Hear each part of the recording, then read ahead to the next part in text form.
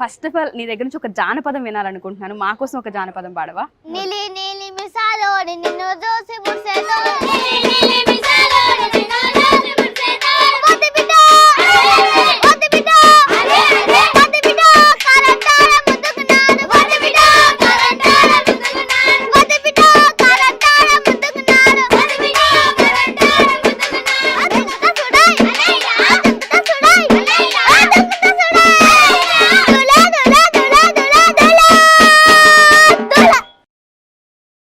నమస్తే నందకిషోర్. నమస్తే మేడం. ఎట్లున్నావు? మంచిగా ఉన్నా మేడం. నువ్వైతే పాటలు మంచిగా పాడుతున్నావు. చాలా ఎపిసోడ్స్ చూసాను నీవి, చాలా టీవీ ఛానల్స్లో చూసాను. పెద్ద పెద్ద వాళ్ళు నేను ఇంటర్వ్యూ చేశారు. సో ఫస్ట్ మా కోసం అసలు నువ్వు ఎక్కడి నుంచి వచ్చావు, నువ్వు ఏం చదువుకుంటున్నావు, మీ కుటుంబం గురించి ఒకసారి చెప్తావా? Okay madam. అయితే నేను ఫస్ట్ తెలియజేసేది ఏంటంటే నాకు ఈ అవకాశం ఇచ్చినందుకు నాకు ఎంతో సంతోషంగా ఉంది.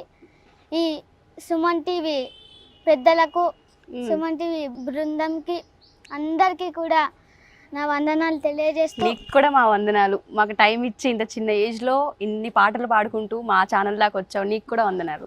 Thank you madam. నేను నాగర్ కర్నూలు జిల్లా తెలకపల్లి మండలం ఒట్టిపల్లి నుంచి వచ్చా. ఓకే. నేను 5th క్లాస్ చదువుతున్నా. 5th class. మా ఫ్యామిలీ 5 మెంబర్స్. 5 మెంబర్స్. ఎవరెవరు ఉంటారు?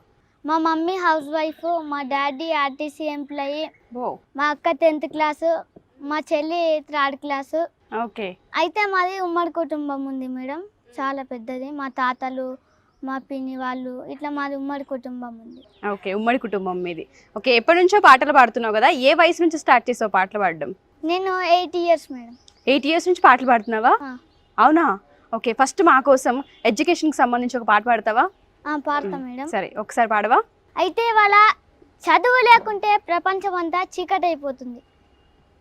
మరి ఆనాడు డాక్టర్ బాబాసాహెబ్ అంబేద్కర్ గారు ఏమన్నారంటే ప్రతి ఒక్క వ్యక్తి చదువుకోవాలన్నాడు. చదువుకుంటే జ్ఞానం వస్తుందన్నాడు, చదువుకుంటే ధైర్యం వస్తుందన్నాడు, చదువుకుంటే మన కలలని నెరవేర్చుకోవచ్చు అన్నాడు, చదువుకుంటే మన లక్ష్యాన్ని చేరుకోవచ్చు అన్నాడు, చదువుకుంటే ప్రశ్నించే తత్వం వస్తుందన్నాడు, చదువుకుంటే రాజ్యాన్ని ఏలొచ్చన్నాడు, చదువుకుంటే బానిసత్వం పోతుందన్నాడు. అవునా కదా మేడం? అవును. మరి అందుకే ఇవాళ నేను ఏమంటున్నానంటే ప్రతి ఒక్క వ్యక్తి చదువుకోవాలి. చదువే జ్ఞానం, చదువే ధైర్యం, చదువే లక్ష్యం, చదువే గమ్యం. పాఠశాలలోనే బతుకును తీర్చిదిద్దుకుందాం, చదువులమ్మ ఒడిలో మన భవిత మార్చుకుందాం. పాఠశాలలోనే బతుకును తీర్చిదిద్దుకుందాం, చదువులమ్మ ఒడిలో మన భవిత మార్చుకుందాం. కష్టాలనైనా కన్నీళ్ళనైనా కడతీర్చేది చదువేరా, కల నెరవేర్చేది బడియేరా. కష్టాలనైనా కన్నీళ్ళనైనా కడతీర్చేది చదువేరా, కల నెరవేర్చేది బడియేరా. చదువే జ్ఞానం, చదువే ధైర్యం, చదువే లక్ష్యం, చదువే గమ్యం. పాఠశాలలోనే బతుకును తీర్చిదిద్దుకుందాం, చదువులమ్మ ఒడిలో మన భవిత మార్చుకుందాం. బడి అంటే జైలు అని భయం ఎందుకులే ఓనేస్తాం, బడి అంటే జైలు అని భయం ఎందుకులే ఓనేస్తాం.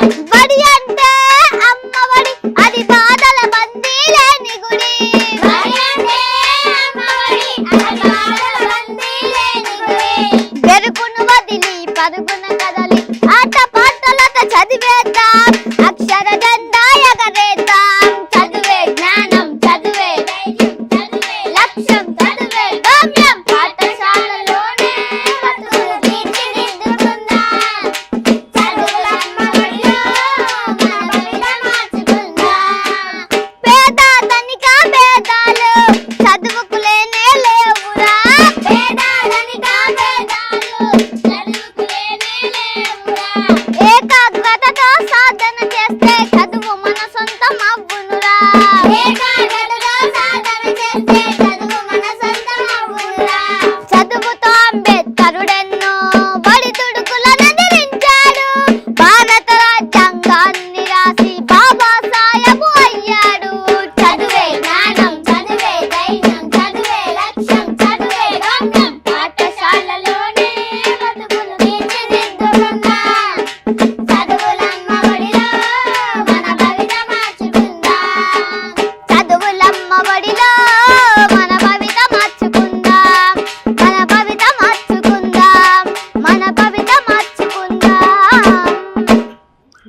నందకిషోర్, చాలా చక్కగా పాడావు.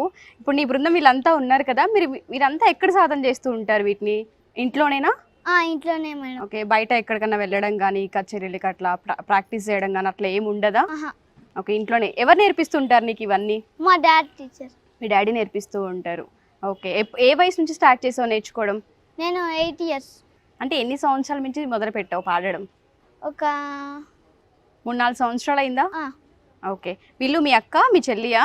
ఓకే, మీ తమ్ముడు ఎన్నో స్టూడియోస్కి వెళ్ళి పాటలు పాడుతూ ఉన్నాడు కదా, మరి మీకు ఎలా అనిపిస్తుంది అసలు? నాకు చాలా సంతోషంగా అనిపిస్తుంది మేడం.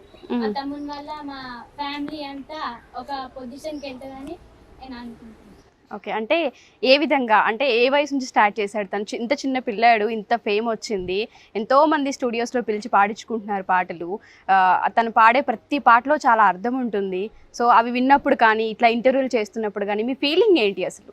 తను బిఫోర్ 3-4 years నుంచి ప్రాక్టీస్ చేస్తూ ఉంటాడు. ఇంట్లో కూడా డాడీ నేర్పిస్తుంటాడు. డాడీ అండ్ మమ్మీ వాళ్ళు బాగా ప్రోత్సహిస్తూ ఉంటారు వాళ్ళని, మా తమ్ముడిని. అలాగే మా ఫ్యామిలీ అంతా కూడా ఒక మంచి గౌరవంగా ఉంటుంది అనమాట మా ఫ్యామిలీ. ఎందుకంటే తమ్ముడు వల్లే కాదు, మేము కూడా ఒక పొజిషన్కి వచ్చి సాధిస్తాము. అలాగే మా ఫ్యామిలీని కూడా ఒక పొజిషన్ తెచ్చి మీ ముందు మళ్ళీ ఇంకొకసారి.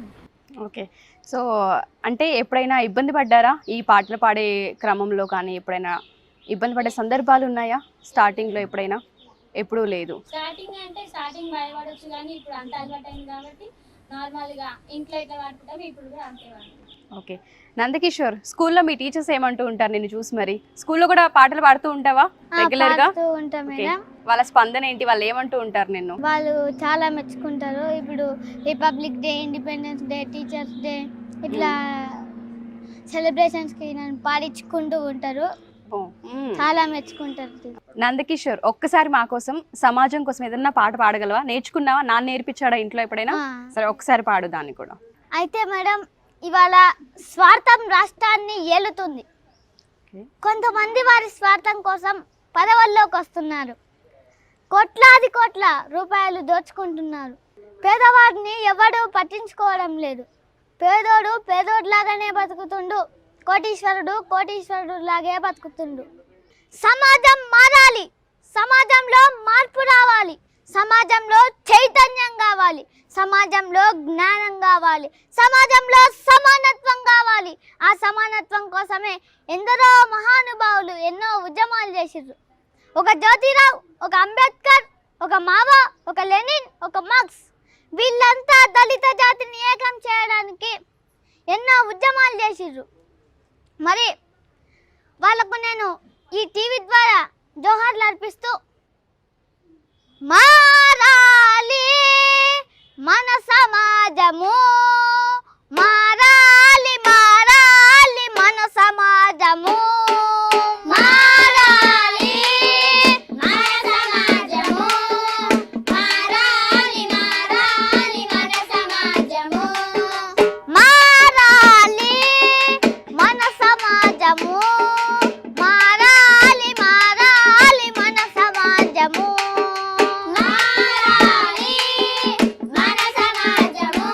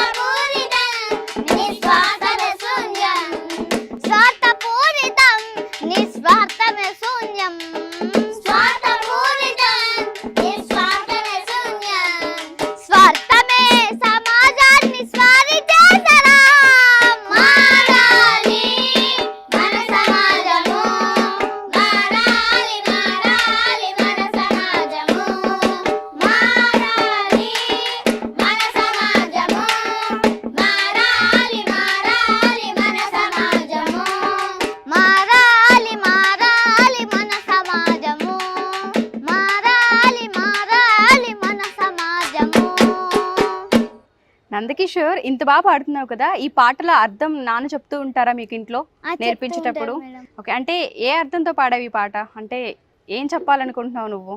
అంటే వాళ్ళ మేడం సమాజంలో చాలామంది ఎన్నో తప్పులు చేస్తూ ఉంటారు. మరి మన సమాజం మారాలి, సమాజంలో మార్పు రావాలి, సమాజంలో చైతన్యం కావాలి అని నాన్న చెప్తూ ఉంటారు మేడం.